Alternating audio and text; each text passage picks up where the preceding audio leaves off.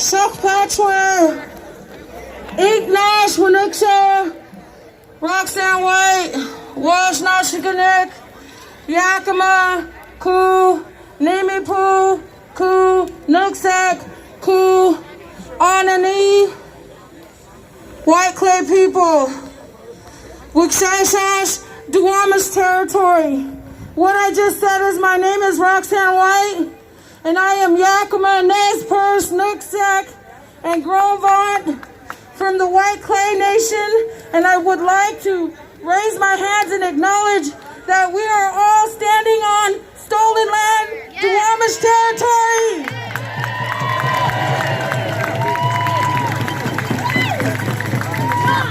I raise my hands to the Duwamish people, and I stand here, and it is not my privilege to speak for the Duwamish people.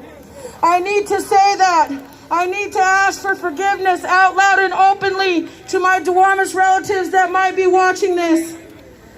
I want to say that I hope we can do better as community, as people, to come together, brown, black, and indigenous, standing strong, standing as one.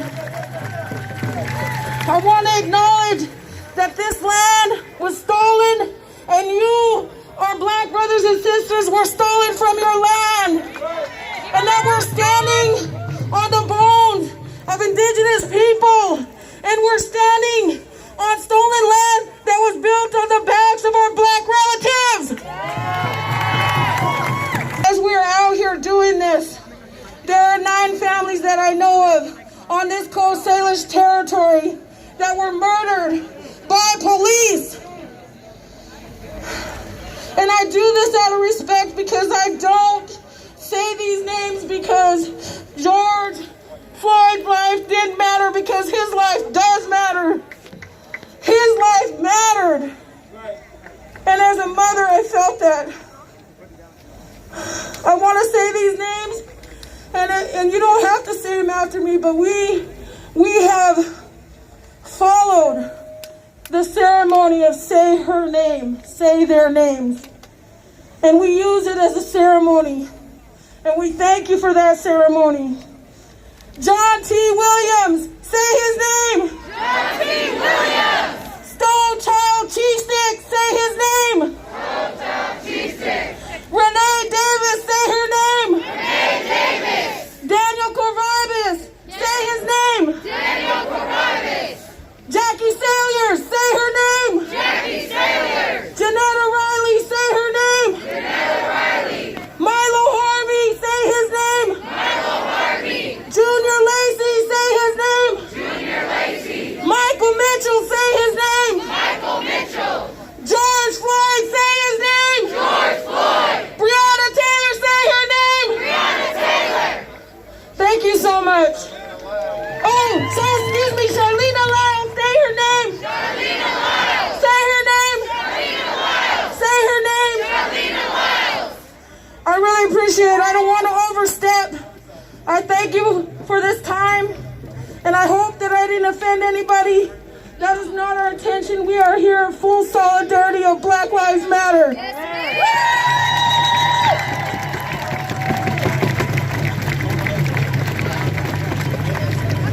We're mothers that have lost our sons to gun violence. My son, Donald McCaney, was 17 years old when he was gunned down in Tacoma. He was my baby. He was my firstborn. He meant the world to me. But not only did I lose my son, 6 years later I buried my brother, Shay Taylor, who was also killed by the police. So it's all that grief that I hold. And as I stand here, I have another brother that's serving 48 years in prison. So not only have I been impacted by gun violence, but I've been impacted by mass incarceration, and I've been impacted by police violence. And all of that grief, I stand here in solidarity with my brothers and with my sisters and all the people that we have lost. I stand with you. Today I want to uphold the young people that are also holding that grief and don't have spaces to heal and don't have spaces for anybody to hear and to see you. I want to tell you today that I see you, that I hear you, And I feel you. Jackson. My grandson Makai is going to help me today, because this is the reason why I'm here. Come here as a mother and as a grandmother. Yes, I work with young people. I've made it my life to work with young people, my career to work with young people, because I care, because I'm passionate about it, because of everything that's happening. On our way over here, I asked my grandson, do you know what Black Lives Matter means? He said, Grandma. Yeah, I know what it means. He said, what are we getting ready to do? I said, we about to march. He said, that sounds boring. I said, that's all right. I said, that's all right. I said, I had to teach him and let him know what racism was. He hears these words, but we got to take the time to explain it in the language they understand it. He understands it today. He understands it. I told him, you know what happened to that man on TV? George Floyd. When the police officer had his foot in his neck and he killed him, he's killing too many of our men. I said, you know, like Papa, like your dad, like your uncles, he's killing too many of our men. And I will not let them kill you. I refuse to let them kill you. And so I came and I thought about it this week and I cried. I cried because I saw my son, I saw my husband, I saw my brothers, I saw my nephews who are standing here. And I shed tears for them. And then I got mad. And then I said, it's time to get back in the fight. It's time to fight again. I want you all to know that incident we all know has been happening for years. It is not the first incident. But it took that incident to bring us all here together today. And I had to think about, this is my hood. Rainier Beach is my hood. Everybody knows I'm super South End. And I am against the city. I married somebody from the city in the valley. But like I said, I'm super South and I'm coming to my neighborhood. I didn't go downtown, but I came here. And when I was asked to come here, I said, no problem. What do you need? What do we got to do? Today, everybody in these blue coats, today, say passage, and all of the black men who are surrounding you are here to protect. Because we've been policing each other for years. I asked people, when you were in trouble, who did you call? I ain't never called 911. I called the family. I said, what's up? Meet me down here on the corner. I got cats over here. Something's getting ready to go down. And you all know what I'm talking about. You called your family members, didn't you? Right? You called the homies, didn't you? So we've been policing ourselves for years, you all. We've been policing ourselves for years. And all you mothers, all you grandmothers whose hearts been bleeding because your children have passed, I don't know what that feels like. But I'm standing in the gap for your babies too. That's why we gotta give them jobs. We gotta give them resources. And when I saw what the title was, we wanna live. Come on now. We wanna live. We're not asking, it's not a question mark, it's an exclamation point. We wanna live. And we gotta do it for these babies. We gotta do it for these babies. And so I'm glad we're all coming out today as one. The spirit of this event is that we're gonna police ourselves. We're gonna make sure we're good. We ain't gonna fight each other. And for those of you who have been hurting one another, this is what I thought about. If it would have been your brother, if it would have been your son, if it would have been your homeboy, you want to shot that man.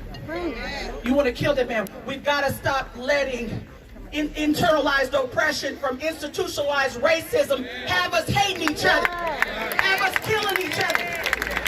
Yesterday we came out here to practice to get ready for this event and accidentally had a code red. Some young people were fighting back here. We got involved. And what we did is we hugged them. We separated them now. Now they was getting ready to fight. They was getting ready to hit each other. They might have even got a couple blows in. We separated it. I hugged that young lady and I said, Mom, it's okay. It's okay, baby, because I saw my daughter. I saw Miracle in here. That's who I saw. My babies. And I wonder if that police officer would have seen his son, would he kept his knee in his neck? If he would have seen his father, would he have kept his knee in his neck? So I challenge all of you young people, when you get ready and something pops out, look at that young man. Look at your brother like your brother. Look at him like your cutty. Look at him like your homie. Your nephew.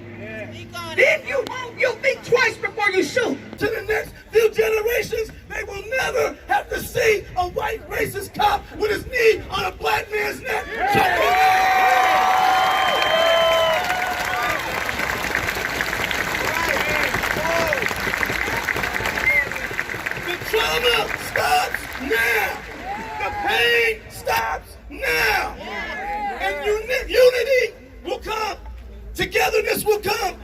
and we will build and build and build and build together. A new nation with a new purpose, and we will break down institutional racism, and every racist that lives on the face of this planet are going to have to crawl back into the hole they came out of.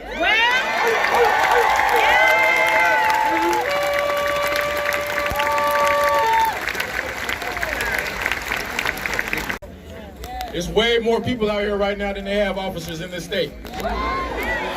Way more. Pull every cop from Washington and put them here, and they wouldn't outnumber us right now. I've had a lot of friends die in the streets. I had a lot of family members die in the streets. And I'm not trying to die in the streets. I'm not trying to have any of my kids die in the streets. That's right. So we got to make a change right now. Like you said, we're not asking for our life. I'm not going to ask to live. You're going to let me live. Period. I'm living. You can't change this. I appreciate each and every one of you out there. Like you said, we got a whole bunch of different ethnicities. I see white, black, everything. Right now, all lives do matter, but right now, black lives matter. I appreciate everybody for coming to support.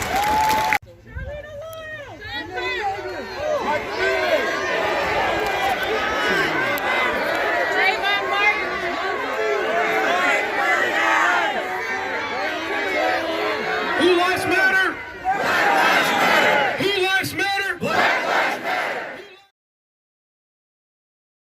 From Crystal Clockworks, thanks for watching. Please subscribe, hit the notification bell, and like our video. And remember, a body of justice cannot stand without a spine of equality.